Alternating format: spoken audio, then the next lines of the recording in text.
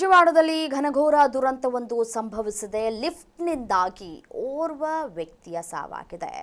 ಮಹಿಳೆ ಸಾವಾಗಿದೆ ಅನ್ನುವಂತಹ ಮಾಹಿತಿ ಸಿಗ್ತಾ ಇದೆ. ಹೇಗಾಯಿತು ಈ ಒಂದು ಘಟನೆ? ಡೀಟೇಲ್ಸ್ ಬರ್ತಾ ಇದೆ, ಬನ್ನಿ ನೋಡ್ತಾ ಹೋಗೋಣ.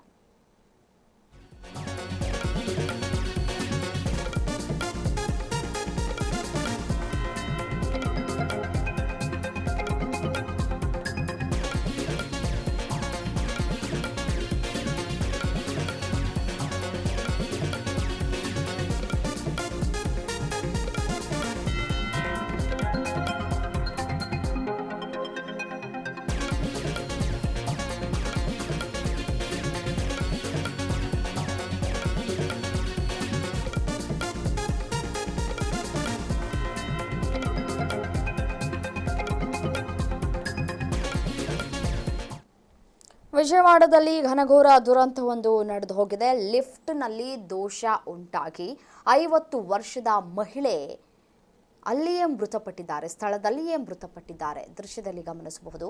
ವಿಜಯವಾಡದ ಸೂರ್ಯ ಅಪಾರ್ಟ್ಮೆಂಟ್ನಲ್ಲಿ ನಡೆದಿರುವಂತಹ ಈ ಒಂದು ಘಟನೆ ನೋಡಿ, ದೃಶ್ಯಾವಳಿಗಳಲ್ಲಿ ಗಮನಿಸ್ತಾ ಇದ್ದೀರಿ.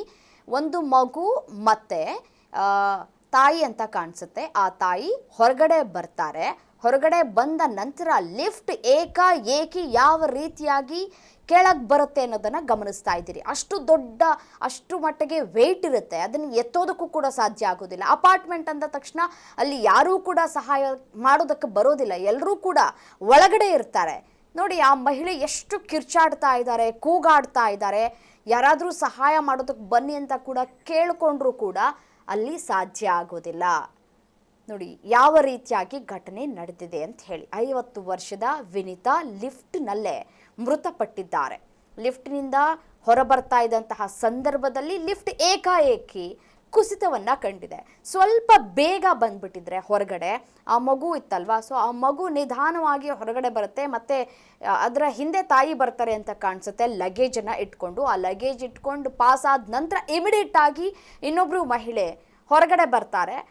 ಬರುವಂತಹ ಸಂದರ್ಭದಲ್ಲಿ ಏಕಾಏಕಿ ಲಿಫ್ಟ್ ಇದೆಯಲ್ಲ, ಅದು ಕೆಳಗಡೆ ಬಂದ್ಬಿಡತ್ತೆ.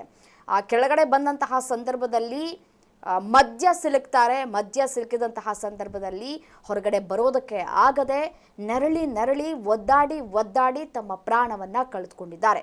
ಲಿಫ್ಟ್ ನೆಲದ ಮಧ್ಯೆ ಸಿಲುಕಿ ಮಹಿಳೆಗೆ ಗಂಭೀರವಾಗಿ ಗಾಯಗಳು ಕೂಡ ಆಗಿದೆ.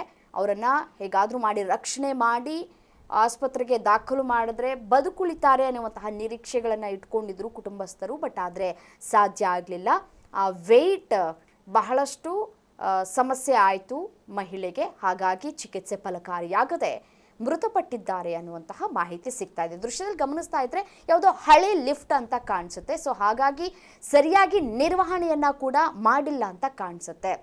ಮೇಂಟೆನೆನ್ಸ್ ಸರಿಯಾಗಿ ಆಗಿಲ್ಲದೆ ಇದ್ದಂತಹ ಸಂದರ್ಭದಲ್ಲಿ ಈ ರೀತಿಯಾದಂತಹ ಘಟನೆಗಳು ಜರುಗುತ್ತೆ. ಸೊ ಹಾಗಾಗಿ ಲಿಫ್ಟ್ನಲ್ಲಿ ಏನಾದರೂ ಸಮಸ್ಯೆ ಇದ್ದರೆ ದಯವಿಟ್ಟು ಯಾರು ಕೂಡ ಲಿಫ್ಟನ್ನು ಬಳಕೆ ಮಾಡಬೇಡಿ. ಮೆಟ್ಟಿಲುಗಳನ್ನು ಬಳಕೆ ಮಾಡಿ ಪ್ರಾಣವನ್ನು ಉಳಿಸ್ಕೊಳ್ಳಿ.